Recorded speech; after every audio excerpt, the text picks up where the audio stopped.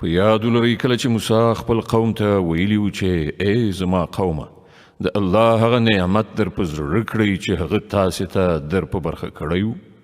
هغه په تاسې کې پیغمبران پیدا کړل، تاسې فرمان روایان وګرځولئ او تاسې ته هغه څه درکړل چې په نړۍ کې هیڅ چاته نه و ورکړي. ای قومه هغې سپېڅلې ځمکې ته ننوځئ چې الله ستاسې لپاره لیکلې ده، پر شا مه اوړئ که ننو ناکام او نامراده به وګرځئ. هغوی په ځواب کې وویل ای موسی هلته خو ډیر زورور خلک اوسیږي، موږ به هیڅکله هلته لاړ نه شو تر څو چې هغوی له هغه ځایه ونه وځي. هو که هغوی ووتل نو موږ به د ورننوتلو لپاره چمتو یو. په هغو ویریدونکو کې دوه تنه داسې هم وو چې پر هغو باندې الله خپل نعمت پیرزو کړی و. هغوی وویل چې د دې جبارانو د مقابلې لپاره له دروازې نه دننه ورشئ. کله چې تاسې دننه ورسیږئ نو تاسې به برلاسي یاست. په الله ډاډه اوسئ که تاسې مؤمنان یې. خو هغوی بیا هم دا وویل چې ای موسی موږ خو به هلته هیڅکله ورنه شو تر څو چې هغوی هلته وي. ته او ستا رب دواړه لاړ شئ او وجنګېږئ، موږ دلته ناست یو. موسی وویل ای زما پروردګاره زما په واک کې هیڅ نشته بې زما له خپله ځانه او زما له ورور نه، نو ته موږ له دغو سرکشانو څخه بیل کړه. الله ځواب ورکړ ښه نو هغه هیواد تر 40 کلونو پورې پر دوی حرام دی، دوی به په ځمکه کې لالهان د سرګردانه وګرځي.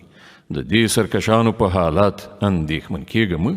او لږ شان دوی ته د آدم د 2 زامنو قصه هم بشپړه واوروه. کله چې هغوی دواړو قرباني وکړه نو له هغو څخه د یو قرباني قبوله شوه او د بل قبوله نه شوه. هغه وویل زه به تا ووژنم. هغه ځواب ورکړ الله خو یوازې د پرهیزګارانو نظرونه قبلوي. که ته زما د وژلو لپاره لاس پورته کړې نو زه ستا د وژلو لپاره لاس نه پورته کوم. زه له رب العالمین څخه ویریږم. زه غواړم چې زما او ستا خپله ګناه ستا پر غاړه شي او دوزخي شي. همدا د ظالمانو د ظلم وړ سزا ده. په پای کې د هغه نفس د خپل ورور وژل د هغه لپاره آسان کړل او هغه د هغه په وژلو د هغو خلکو له جملې څخه شو چې زیانکاران دي.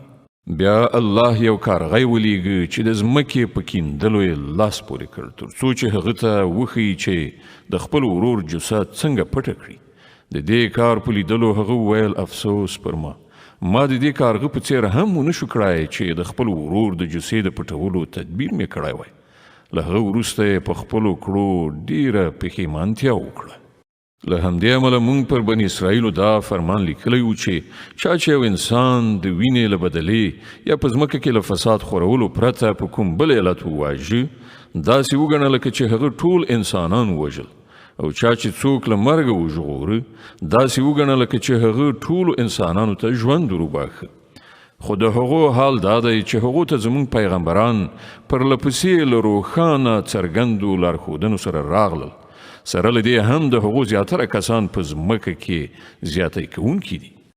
کوم خلک چې له الله او د هغه له پیغمبر سره جنګیږي او په ځمکه کې د دې لپاره منډې تړې کوي چې فساد را ولاړ کړي، د هغو سزا دا ده چې ووژل شي یا په دارو زړول شي یا د هغو لاسونه او پښې رد و بدل یې غوڅې کړای شي یا له وطنه وشړل شي.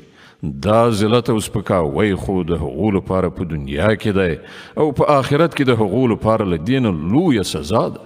خو کوم خلک چې توبه وباسي مخکې له دې نه چې تاسې پرې تسلط ومومئ تاسې ته دې څرګنده وي چې الله بخښونکی او رحم کوونکی دی. ای مؤمنانو له الله نه وویریږئ او د هغه په حضور کې د مشرف کېدو وسیله ولټوئ او د هغه په لاره کې جد و جهد وکړئ. ښایي چې تاسې ته بریالیتوب در په برخه شي. ښه وپوهیږئ چې کومو کسانو چې د کفر رویه غوره کړې ده که د هغو په لاس کې د ټولې ځمکې شتمنۍ وي او همدومره نوره هم ورسره او هغوی وغواړي چې هغه په فدیه کې ورکړي د قیامت د ورځې له عذابه وژغورل شي بیا به هم هغه ورڅخه قبوله نه کړی شي او هغو ته به دردناک عذاب ورسیږي. هغوی به غواړي چې د دوزخ له اور نه په تیښته ووځي خو نه به شي وتلی او هغوی ته به دایمي عذاب ورکړی شي. او غل که ښځه وي که نارینه د دواړو لاسونه پرې کړئ دا د هغو د خپلې ګټې بدله ده او د الله له لوري د عبرت وړ سزا. د الله قدرت پر ټولو غالب دی او هغه د پوهې او حکمت څښتن دی. نو څوک چې له ظلم کولو نه وروسته توبه وباسي او ځان اصلاح کړي، نو د الله د پیرزوینې نظر به بیا د هغه خواته واوړي. الله ډیر بخښونکی او رحم کوونکی دی. آیا ته نه پوهیږي چې الله د ځمکې او اسمانونو د سلطنت څښتن دی؟ چاته چې خوښه شي سزا ورکوي او چاته چې خوښه شي بخښنه کوي. هغه د هر څه واکمن دی. ای پیغمبره، هغه خلک د ستا د ځورېدو باعث نه وي چې د کفر په لاره کې چټک ګامونه اوچتوي.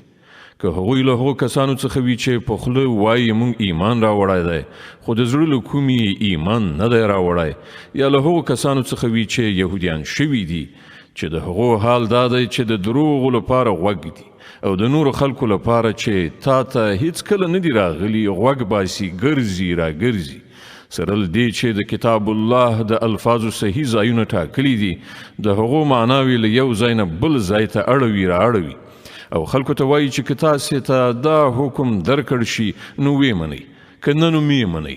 الله چې په فتنه کې د چا د غورځولو اراده کړې وي، د الله له مؤاخذې څخه د هغه د ژغورلو لپاره ته هیڅ نشي کولی. دا هغه کسان دي چې الله د دوی د زړونو پاکول نه دي غوښتي. د دوی لپاره په دنیا کې رسوایی ده او په آخرت کې سخت عذاب. دوی د دروغ اوریدونکي او د حرام مال خوړونکي دي. نو که دوی تا ته د خپلو دعوو په وړاندې کولو راشي، نو تا ته واک درکول کیږي که دې خوښه وي د هغو فیصله وکړه او که نه نو انکار وکړه. که انکار وکړې نو دوی تا ته هیڅ زیان نشي رسولی، او که فیصله کوي نو د عدالت په اساس یې وکړه چې الله عدالت کوونکي خوښوي. او دوی ته څنګه فیصله کوونکی ټاکي چې له دوی سره تورات موجود دی، په هغه کې د الله حکم لیکل شوی دی او سره له دې هم دوی ورڅخه مخ اړوي. اصلي خبره دا ده چې دا خلک له سره ایمان نه لري. مونږ تورات نازل کړل چې په هغه کې لارښوونه او روښنایي وه. ټولو پیغمبرانو چې مسلمانانو د همغه سره سمې د دغو کسانو چارې چې یهودیان شوي وو فیصلې کولې، او په همدې شان خدای پالونکو او احبارو یعنی ربانی عالمانو هم د فیصلو مدار همغه ټاکلی، ځکه چې هغوی ته د الله د کتاب د ساتنې مسؤلیت ور په غاړه شوی او پر هغه باندې هغوی شاهدان. نو ای د یهودو ډلې، تاسې له خلکو نه مه ویریږئ بلکې له ما نه وویریږئ او د لږې لږې بدلې اخیستلو په مقابل کې زما د آیتونو پلورل پرېږدئ. کوم خلک چې د الله د نازل کړي قانون سره سمې فیصلې ونه کړي همغوی کافران دي. په تورات کې مونږ پر یهودیانو دا حکم لیکلی و چې د نفس په بدل کې نفس، د سترګې په بدل کې سترګه، د پزې په بدل کې پزه، د غوږ په بدل کې غوږ، د غاښ په بدل کې غاښ او د ټولو زخمونو لپاره برابره بدله. نو که څوک قصاص صدقه کړي نو هغه د هغه لپاره کفاره ده. او کوم خلک چې د الله د نازل کړي قانون سره سمه فیصله ونه کړي همغوی ظالمان دي. بیا مونږ له هغو پیغمبرانو وروسته د مریم علیه السلام زوی عیسی علیه السلام ولیږه. له تورات نه چې کوم شی د هغه په وړاندې موجود و د هغه ریښتینه کوونکی و، او مونږ هغه ته انجیل ورکړ چې په هغه کې لارښوونه او روښنایي وه، او هغه هم د تورات د هغه څه چې په هغه وخت کې موجود و ریښتینی کوونکی و، او له خدای نه د ویریدونکو خلکو لپاره له سره تر پایه هدایت او نصیحت. زمونږ حکم و چې د انجیل خاوندان دې له هغه قانون سره سمه فیصله وکړي چې الله په هغه کې نازل کړی دی، او کوم خلک چې د الله د نازل کړي قانون سره سمه فیصله ونه کړي همغوی فاسقان دي.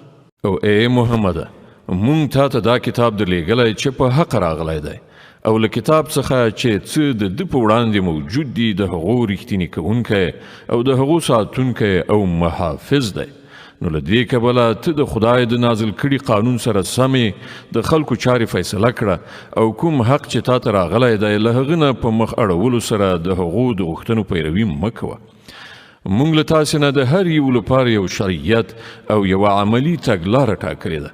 که څه هم چې که ستاسې خدای غوښتلی وای نو تاسې ټول یو امت هم جوړولی شوی، خو هغه دا د دې لپاره وکړل چې څه شی چې تاسې ته درکړي دي په هغه کې تاسې وازمئ. نو په غوره چارو کې یو له بل نه د وړاندې کېدو هڅه وکړئ. په پای کې ستاسې ټولو د خدای لوري ته ورګرځېدل دي. بیا به هغه تاسې ته اصلي حقیقت چې تاسې پکې اختلاف کوئ در وښیي.